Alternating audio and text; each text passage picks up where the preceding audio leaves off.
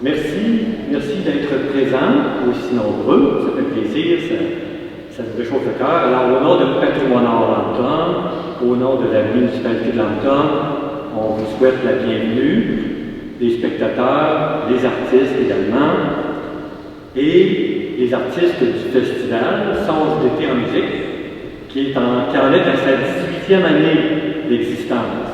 Et on est bien heureux de les accueillir. Ils viennent nous ensoleiller une semaine un petit peu morose.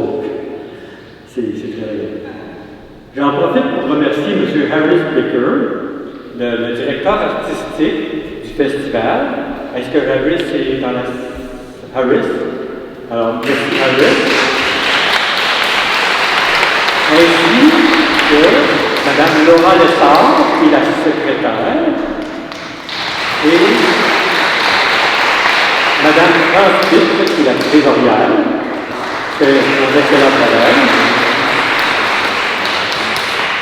Alors, je souligne également la présence, on va dire que je retrouve mes papiers, là, de Mme Sarah Jacques, qui est l'adjointe à notre député fédéral, M. Luc Bertol. Mme Jacques, oui.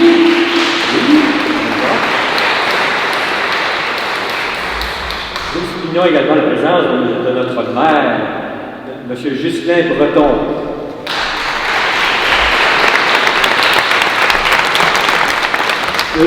Mme Micheline Robert, qui est la présidente de la TRCAE. C'est la table régionale de concertation des aînés de l'Estrie. Alors, bienvenue Mme Robert.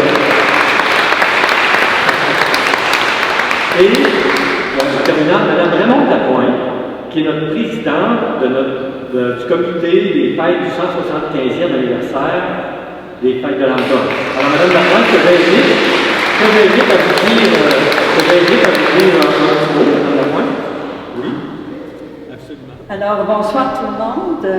Je vais faire quand même ça très court. Alors, j'ai l'honneur d'être la présidente du 175e de Lambton, déléguée par le conseil municipal, dont notre maire est ici, et d'avoir eu quand même de l'aide financière pour organiser nos fêtes du palier fédéral et du palier provincial, et même des partenaires locaux qui ont été très généreux pour nous permettre de faire des activités. Alors, on est à peu près à la moitié de nos activités. On a commencé en avril. Et il nous reste encore quand même un beau programme à vous présenter pour le reste de la période de l'année 2023. Alors, la prochaine étape sera la fin de semaine de la fête du travail. Alors, on invite toutes les familles originaires de Lambton à venir nous rejoindre. Il y aura une parade. Il y aura également la reconstitution d'un hôtel que tout le monde a connu, le pont de la Rivière Sauvage. Il y a beaucoup de gens de partout au Québec qui un jour se sont rencontrés au pont de la Rivière Sauvage, ils ont fait leur compagnon de vie, ils se sont mariés là, il y a eu des 25 ans, des 50 ans. Alors, à la fin de semaine de la fête du travail, à l'Aréna de Lambton, il y aura la reconstitution de ce local, de cette vie communautaire, sociale qu'il y a eu à Lambton pendant 50 ans et plus. Et sera reconstitué le décor, la musique du temps. La bière, je suis pas sûre qu'elle sera à ce prix-là. On pourra voir avec l'organisation. Alors, une grosse fin de semaine de la fête du travail. Alors, je leur ai dit, la parade, la reconstitution du pont de la Rivière Sauvage. Il y aura des feux d'artifice. Il y aura une soirée d'amateurs. Alors, on invite tous les gens de Lambton, des environs et de vos familles. On aura également dans cette église un événement qu'on considère assez important, la venue d'un artiste connu, Laurence Jalbert. Ça fait acheter vos billets sur le centre culturel de Lac-Mégantic pour pouvoir avoir vos billets pour assister à cette grande soirée qu'on va avoir ici, Laurence Jalbert, intimiste, le samedi 16 septembre. À la fin de septembre, il y aura également, M. Denis, une reconstitution, c'est pas sûr, bon, on vous reviendra, avec un élément patrimonial encore, parce que vu qu'on a une belle paroisse avec beaucoup de souvenirs historiques, alors à la fin de septembre, et finalement, on terminera notre saison d'événements du 175e avec le marché public de Noël au début de décembre. Alors, c'est les événements à venir. Ça fait qu'à date, moi, je suis bien fière de notre comité qui avons travaillé avec chacun des responsabilités de chacune des activités. Et ce qui s'en vient est encore très intéressant. Alors, on invite les gens à venir nous voir en Hampton. C'est une belle municipalité accueillante avec plein d'éléments. On a d'excellents services, d'excellents commerces, un beau territoire. Et j'en profite, moi, pour représenter à nouveau la dame qui m'accompagne, parce qu'elle est une Lapointe, de la famille Josepha Lapointe, qui était de la même souche que moi. Alors, vous savez qu'en Hampton, il y a beaucoup de Lapointe. Alors, Madame Micheline, ses grands-parents, Josepha Lapointe, qui a été maire pendant plusieurs années, sa mère est une Lapointe, Cécile, et sa tante a joué longtemps de l'ordre ici, Madame Armand Bellargeon-Thérèse, c'est de sa famille, en tous les cas. Alors, on est bien fiers des familles de Lapointe et de toutes les autres. Fait que bienvenue à tous et bonne soirée. Merci d'être là. Merci, Mme Lapointe. Vous faites bien ça, on vous réserve pour le 200e. Vous faites bien ça, on vous réserve pour le 200e.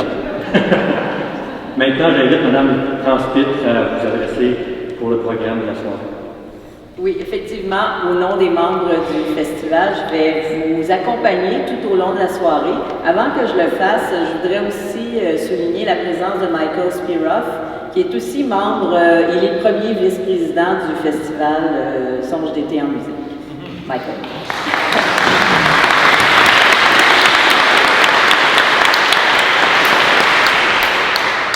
Alors, nous sommes bien heureux de participer aux célébrations du 175e anniversaire de la Fondation de l'Hampton.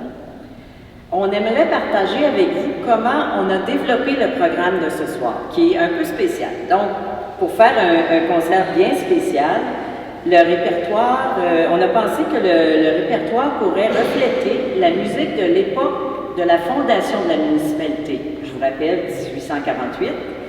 Et dans un deuxième temps, rendre hommage à des compositeurs et artistes québécois plus contemporains. Donc, au cours de la soirée, je vais vous en dire plus sur les compositeurs ou artistes et leurs œuvres dans les trois parties du concert. Première partie. Donc, pour la première partie, nous avons fait une belle place à des compositeurs comme Joseph Kennel et Calissa Lavallée du 19e siècle. Le compositeur, musicien, dramaturge et poète Joseph Kennel a entre autres composé le premier opéra canadien. La première de Colas et Collinette a eu lieu le 14 janvier 1790 à Montréal. Et là, on était au 18e. Cet opéra est aujourd'hui reconnu comme étant la première œuvre lyrique à avoir été composée et présentée au Canada, voire en Amérique du Nord. Le nom de Calissa Lavallée, qui est aussi au programme, nous est familier parce qu'il a composé la musique du Haut-Canada. Commandé pour les fêtes de la Saint-Jean-Baptiste en 1880, cet hymne canadien-français va être traduit en anglais seulement en 1901 et adopté comme hymne national du Canada en 1980. Mais Calissa Lavallée a aussi été l'un des premiers musiciens canadiens à se tailler une renommée internationale. Par ses actions, il a largement contribué à l'épanouissement de la musique au Canada. Et enfin, Emma Albany est l'une des sopranos les plus célèbres du 19e siècle et du début du 20e siècle. Elle est la première cantatrice québécoise et canadienne à devenir une célébrité internationale. Elle est la première Canadienne de l'histoire à monter sur la scène du Covent Garden à Londres en 1872. On dit qu'elle était très appréciée par la reine Victoria. Alors, bonne première partie.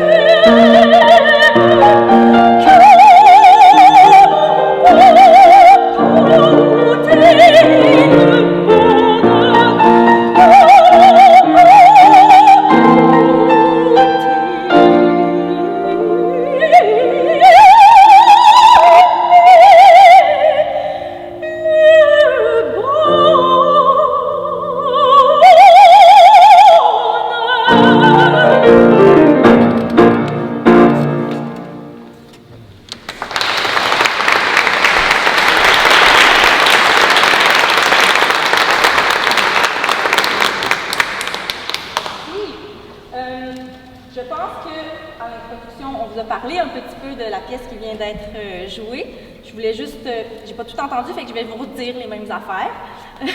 Donc, c'est un extrait du premier opéra canadien qui a été écrit par M. Quenel, dont j'oublie le prénom, c'est horrible.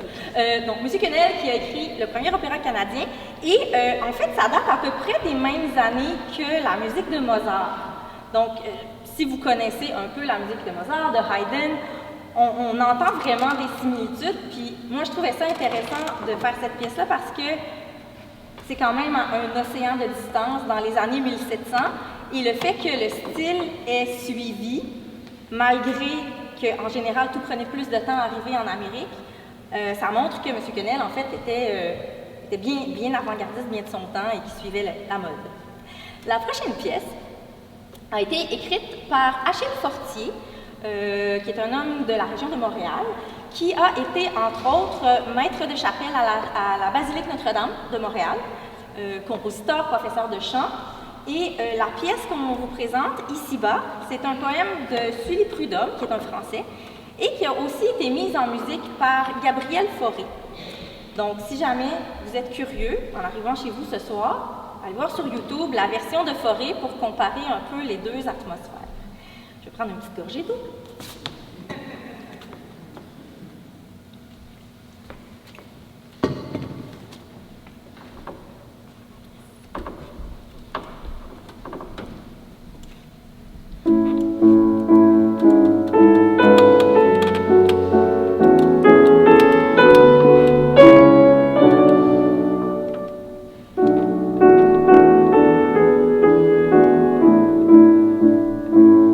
Ici-bas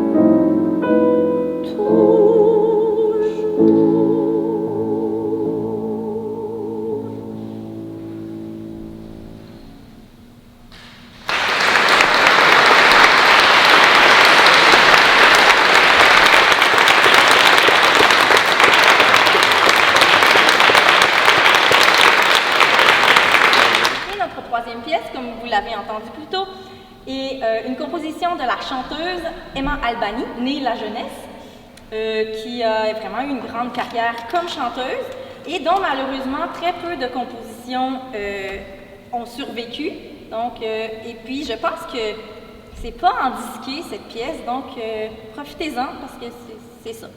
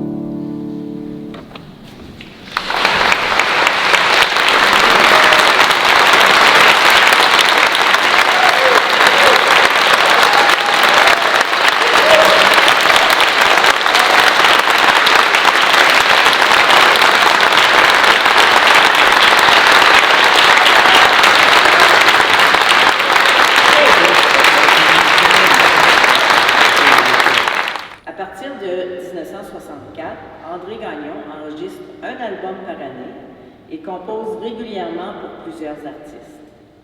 En 90, il signe la musique de l'opéra romantique Nelligan sur un livret de l'écrivain Michel Tremblay. Le Vaisseau d'or, présenté ce soir, est l'une des pièces marquantes de cet opéra. Ami et collaborateur d'André Gagnon, le parolier Luc Plamondon a aussi marqué le Québec des années 70 à aujourd'hui. Il y a d'abord eu le triomphe du trio infernal, Plamondon, Cousineau, Dufresne, avec 4 disques de 72 à 77. Il a ensuite collaboré avec plusieurs autres grands noms de la chanson québécoise, dont Monique Lérac, René Claude et Céline Dion. En 1979, il crée à Paris l'opéra Rock Starmania avec Michel Berger comme compositeur. L'œuvre est reprise à Montréal en septembre 80 et fait ensuite le tour du monde.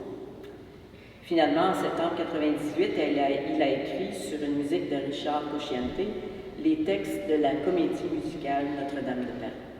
Je vous signale que les chanteurs dans la deuxième partie sont au jubé avec à l'orgue les pianistes John Eisenberg et Michael McKendry. Merci.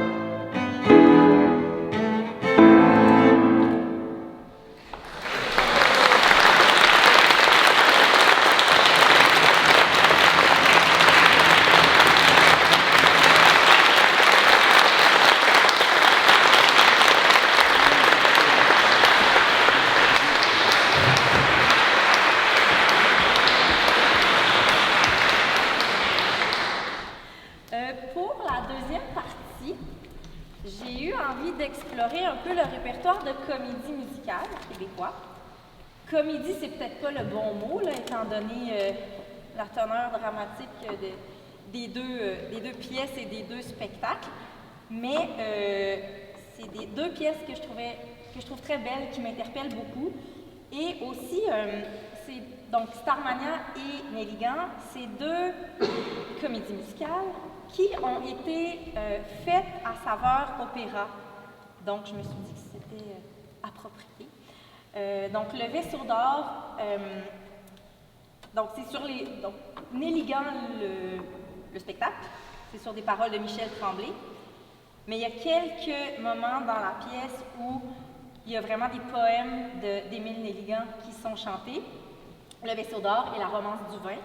Et donc, à ce moment-ci, c'est le personnage d'Émile qui chante ce poème, mais c'est très... en fait c'est un reflet de lui-même, de son âme, de sa vie. Donc, je trouve ça très, très touchant. Et ensuite, Stone, qui est chanté par le personnage de Marie-Jeanne dans Starmania, que je dirais à peu près tous les francophones du monde doivent connaître. Donc, voilà.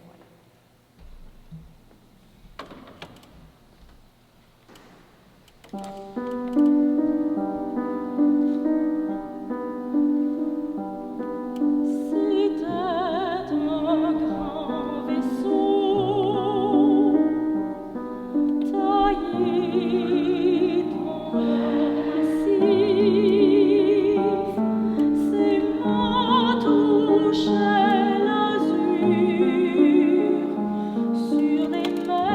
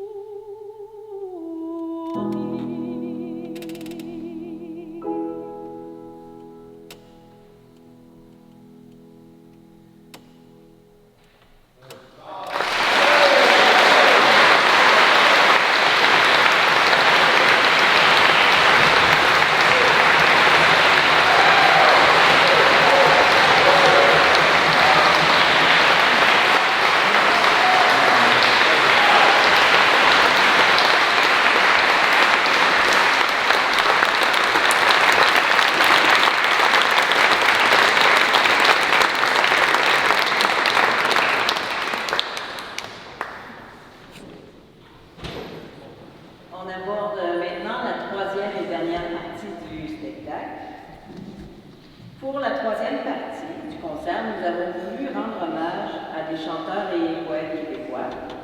Vous allez pouvoir entendre un chœur composé des membres de la région pour interpréter les 3 chants choisis.